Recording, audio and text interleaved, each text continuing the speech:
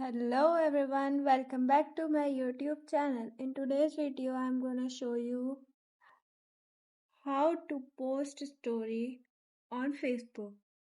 Let's get dive into it. Open your Facebook account and click on create a story icon. As you can see, your all photos albums come. You have simply chosen anyone from this. I choose this one.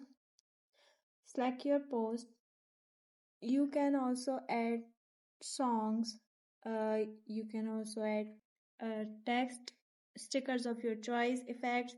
You can also draw anything, and you can tag people in this story. But I simply choose the post. Then I click on share. As you can see, my story is uploading successfully. This is how you can post anything on your story. Thank you for watching my video.